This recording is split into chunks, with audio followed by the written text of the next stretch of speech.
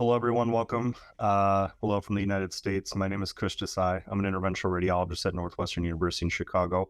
And I'd like to thank Radcliffe for the opportunity to speak with you all today with, of course, my good friend and certainly a worldwide expert on pulmonary embolism, Dr. Akhilesh Sista from Cornell University in New York. I think we would all agree that this is a very exciting time, but also a time to be cautious in how we treat and engage patients with pulmonary embolism. And so for the next 20 minutes or so, we're going to talk about the new trials that are coming up in pulmonary embolism, of which there's no shortage, but we could argue that there's probably one that's very key and the most important trial. And Akhi, of course, is the national principal investigator for that. So with that, Akhi, I think the first question I have is, the enthusiasm for pulmonary embolism treatment is certainly unbridled, but as a scientist and certainly as leading an NIH trial, the PE-TRACT trial, what would you tell people that say, we already have the data, we're helping people with PE, we see these beautiful outcomes when we do these interventions? Thanks, Kush, first of all, for hosting this, and thanks to Radcliffe. It's a pleasure to discuss this topic with you, my friend. You and I have discussed many of the issues surrounding pulmonary embolism, endovascular care, and your first question is probably one of the most important ones. I think as interventionalists, our tendency is to remember the good and sort of forget the bad. And we are also victims of being part of the numerator and not the denominator. And we see patients come to us and we don't see all the patients that are actually presenting at a hospital. And I think this is where there's often I don't think that most endovascular physicians are, willfully trying to skew things towards doing all endovascular care. It's just that what we see seems to really make sense. We 8 to 9 times out of 10, we feel like we're doing something of benefit. And that sort of makes it difficult for us to understand the importance of randomization once the sort of so-called horse is out of the barn. And I think in PE care right now, that's exactly where we are. There are a lot of devices, as you said, out there.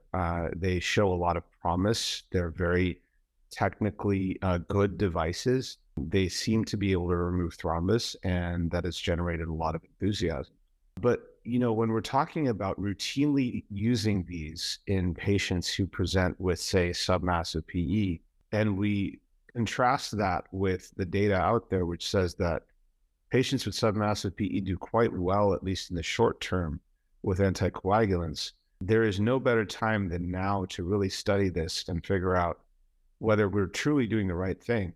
And we need to not just figure this out from a safety perspective, because certainly these devices are more than anticoagulants and you are exposing the patient to greater risk. But we also need to look at it from an efficacy standpoint. So even though it seems that on the table you're removing clot, the next day the patient's doing great, what is happening to that patient in the month to year following your procedure? And I'll point out to any interventionalist that they have a very small sampling of that. And so if this is going to be a mainstay of therapy, we need to make sure that we know why it's the mainstay of therapy. And if we have to be willing to figure out which patients are the right ones to use this technology for. Yeah, lots of things to unpack. Some people might ask, why are we randomizing patients? PE is a deadly diagnosis. Submassive PE is a deadly diagnosis. And you and I have talked about this over the years. Is it clearly a deadly diagnosis? Are we putting patients at mortality risk by not intervening? And what would be your answer to the skeptics in that regard? I mean, we all know that PE is a spectrum, and submassive PE is certainly a spectrum. Not all submassive PE presents the same. And, the submassive PE can be a snapshot with submassive, intermediate risk, whatever we want to call it. Certainly the ESC, European Society of Cardiology, has broken down intermediate risk PE, and it's towards probably what we'll ultimately have as a stratification scheme, but that's a little bit of a tangent. The intermediate risk PE, who is very tachycardic, very tachypnic, has a lactate, has an LFT bump, has evidence of end-organ hypoperfusion, is a very different animal than the majority of intermediate risk PE, which just presents with right ventricular dysfunction. Even if it's quite bad, it has quite a bit of thrombus burden. That person is unlikely to pass from a PE with prompt anticoagulants. And we had 500 patients randomized into the PYTHO trial, and these were all patients with intermediate high risk PE. So meaning they had a PESI score greater than 0, they had an S-PESI score greater than 0, they had elevation in either their troponin or BNP, and they had imaging evidence of RV strain. So these are patients that would be considered, relatively sick. And in this population, 1.8% of them died with prompt anticoagulants. For most patients, it's not a mortal disease. And so then you have to ask the question, well, if you want to use CDT in most patients, what benefit are you conferring? It is a difficult question in terms of when you do have an intermediate risk patient who's on the cusp of massive, should that patient be enrolled? I would argue yes. I also I would argue that any study that is enrolling that patient needs to have some strategy to deal with decompensation. So, I think the skeptic interventionalist who says this patient has to go to the interventional suite, they're going to towards massive, that has to be taken into account into a trial. But there are many of those patients that still may do okay with anticoagulants alone in the immediate sense. And we just, again, don't have that denominator as interventionalists. So where we've gotten to the point of insisting that these patients get some sort of reperfusion therapy and preferably endovascular therapy, we have to be willing to step back for a second and allow anticoagulants to perhaps do their work and then either cross over or do what's necessary to save a patient from going into the massive category. But that does not happen as often or routinely as we might think it does. Yeah, so I think that's a key point to everyone out there, which is that when you have a submassive PE patient, assuming that they're normotensive, right? Which by definition, if they're submassive, intermediate, high risk PE, whatever label you want to apply, the vital signs are normal. They may be tachy, but their blood pressure is normal, right? The blood pressure drops and they're massive. It's a completely different patient subset. That patient has moved into a different strata and a different risk profile. But as Aki pointed out, most stay around there. And so it's the right question to ask, is the additional risk imparted by a procedure worth it? And in that case, only a randomized controlled trial can adequately answer that. But what we've seen over the years are trials with various endpoints, and the one that always sticks out is RV-LV ratio, right? That's what everybody has used. Ultima was probably the first to use it as a treatment endpoint. And correct me if I'm incorrect in that characterization. Certainly, it was described by older trials like COPE or MAPIT, but as a treatment endpoint, really with Ultima, that's where it started, which of course was a small RCT, and then has subsequently been applied in a lot of single arm device trials, investigational device exemption trials, those kinds of things. But is that the right endpoint? Are we judging treatment efficacy with that, or is there something else that we need to look at? Yeah, I think the whole even the interventional community is understanding now that the RV-LV ratio is a bit obsolete as a primary endpoint. It'll continue to be one for the FDA. It appears for IDE studies going forward. And I think we have to look at the history of the RV-LV ratio. The first point that should be made is that there's no evidence that a reduction in the RV to LV ratio confers benefit.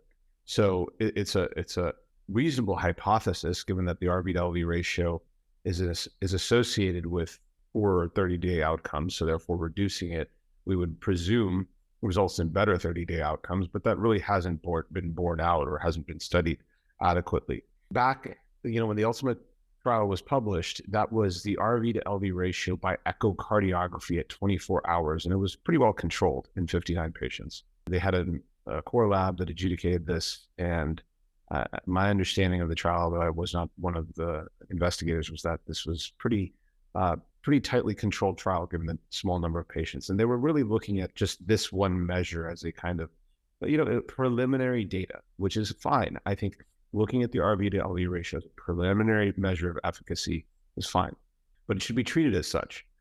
A phase 1, phase 2 kind of finding, not a phase 3, everybody should go and look for this particular outcome.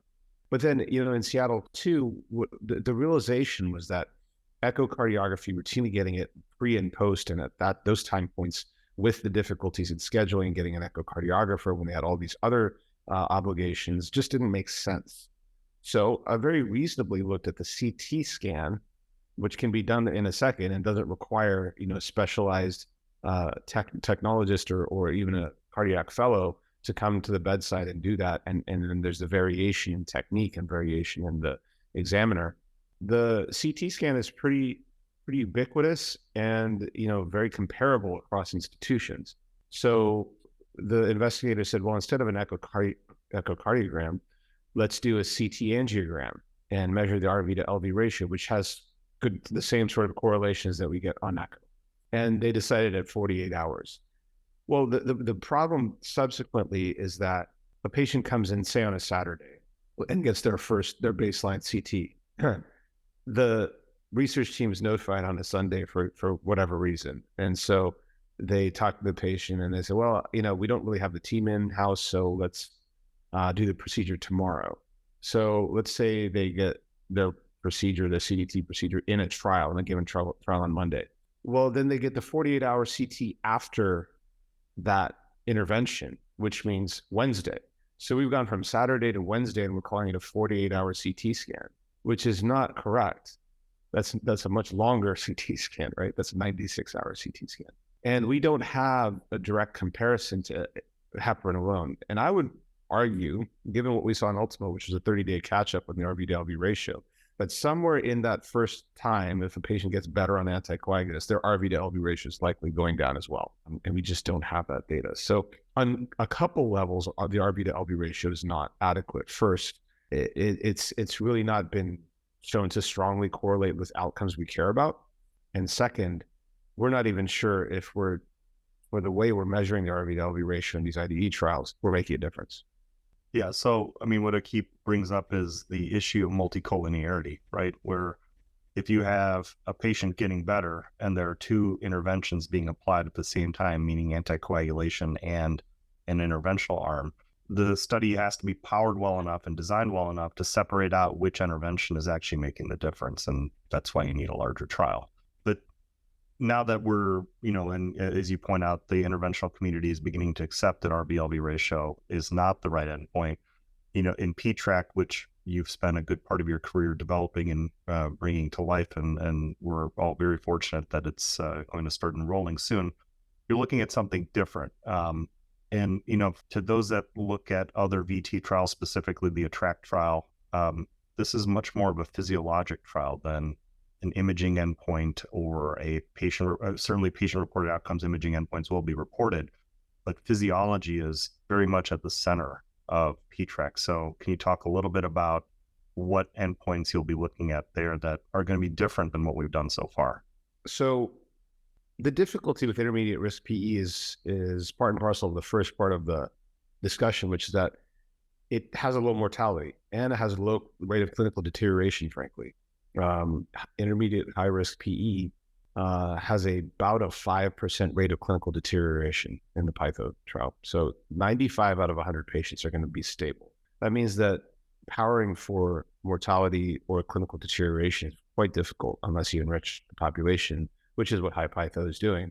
So what else can we look to for why we potentially do these interventions other than, trying to find exactly the set of intermediate risk PE patients that have a high risk of deterioration and therefore, studying that group? That's going to be a much smaller number. And is that the only problem with PE in general?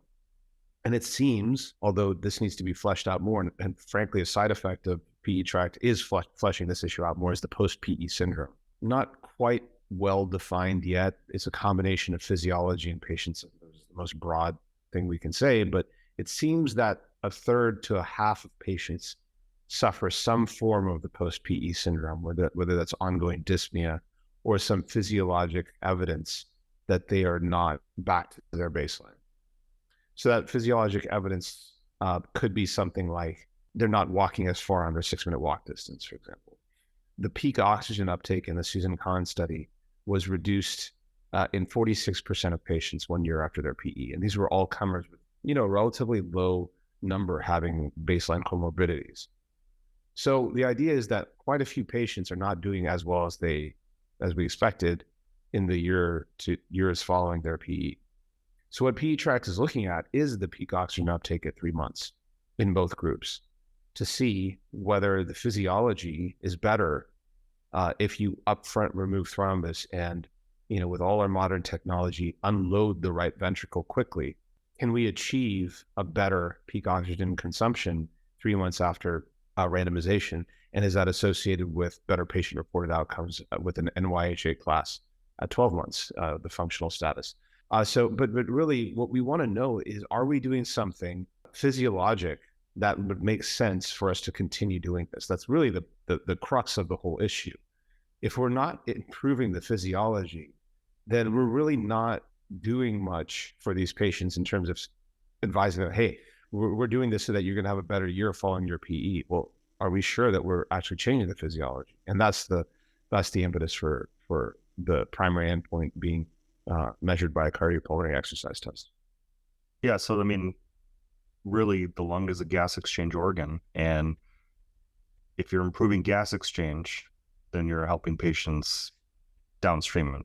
Whereas, on the DVT side, it's about unobstructing a vessel. We've seen this plethora of social media posts, et cetera, where people pull out large amounts of thrombus with very, I would characterize brutally efficient devices at pulling out thrombus. But, how does that correlate to actually making lung function in a better way? And that's why you need a trial like this. So, as we wrap up, how does this downstream, how does this impact downstream how you counsel patients, right? If it's positive, what can you say with confidence? If it's negative, what can you say with confidence? Or if it's somewhere in the middle where maybe a subset of those patients don't need it and another subset do, how does it just really give you confidence in the conversation that you have before you subject a patient to a procedure? What I will sort of answer your question with is a couple of the slides that I frequently talk about PE-TRACT, and I try to have the audience imagine a post PE-TRACT world. And the first thing I say is that right now, when we go up to a patient, we say, we think that you'll feel better faster. We think this is going to prevent you from, getting to a worse place. And we think that you're going to probably do better in the year following your PE. And it's all very vague, and it's a difficult conversation because we're not really sure in any of these regards. So, I imagine a post PE-TRACT world where you can confidently advise an anxious PE patient that, hey, this is the right thing to do for you. I know you're taking on a little more risk and we're getting in there, but we have a study that shows that with pretty good risk profile, you're going to reduce your chances of having bad physiology in the year following PE. Or not, that for most patients, we won't have that awkward conversation because it's not the right thing to do. But to your point, there will be subgroup analyses to try to determine which of these patients actually does well with CDT. Just like the TRACT was able to find a subset of patients that potentially do well with PCDT. We're also going to be able to define physiologically what's happening in the patients that are not doing well, regardless of which treatment they get, because the cardiopulmonary exercise test is not just measuring peak oxygen uptake, it's looking at the VE, VCO2, it's looking at the cardiac efficiency, because the whole cardiopulmonary circuit is affected by PE. Your right ventricle is affected. Your perfusion is affected. Your VQ matching is affected. So your oxygen delivery is dependent on your cardiopulmonary function. And so the various components that you can find in cardiopulmonary exercise testing will give us a very granular look at the post PE syndrome and help us define it. We're looking at blood biomarkers to try to figure out which ones might correlate with developing the post PE syndrome or components of it. Maybe we'll be able to examine clot biology. We'll be able to have that level 1 recommendations for guidelines, and that might feed into stratifying patients better. Because we're looking at multiple techniques, even though we're not necessarily powering for it, we can try to tease out relative advantages of CDL, catheter lysis, versus mechanical thrombectomy, and look at different safety profiles and look at the overall net benefit of these devices and try to figure out which ones are better. So really kind of finally putting the horse back in front of the cart and then helping industry, helping pharmaceuticals figure out which patients we really should be more aggressive about because we're conferring a benefit. Yeah, and I think that's a good point to end on for those that are thinking that this is just a lytic trial. In fact, it's not. It's a thoroughly modern PE intervention trial that's going to permit the usage of mechanical thrombectomy devices, the usage of catheter-directed thrombolysis. Certainly, if there's a pharmacomechanical lysis, such as ultrasound-assisted thrombolysis or with an expandable basket technology, whatever it may be, those are all possible interventions that are going to be employed within the study. And so in a bias limited way, we're going to have direct head-to-head comparisons where nothing is going to be unfairly stacked in one way or the other. You're going to come out with about as clean of an answer as you can get. Am I characterizing that right, Keith? The one thing I would add also is that, there's sometimes fear around these large trials, and they're going to, kind of dilute out an effect size. And, we're going to be harming many more patients by not including them because of the fallout from trials like this. I would argue that the TRACT trial has actually shown us the opposite. The amount of knowledge gained and where we're going to be with DVT, where industry is able to go now, is just so much more targeted because of the TRACT trial. And, I would say don't look to PE-TRACT to be the end all answer. It is another step in a series of trials that will help us get to a point of understanding of how best to treat these patients. And that's why it's so important. It really is the final first step, that the step we haven't been able to take yet, before we can just continue this voyage and this the enlightenment that we're seeking in patients with submassive PE. Well, I certainly can't sum it up any better. Akhi, thank you for joining me, and thank you to Radcliffe for supporting this. We hope you all found this educational. And certainly, if you're active in PE intervention and you are interested in the trial, we know that there are many trials going on at the same time, but this one is the most important one. This is the one that's going to give us the path forward. And I know Akhi would be happy to take your information and see if you would be a fit for that trial. Thanks, everyone.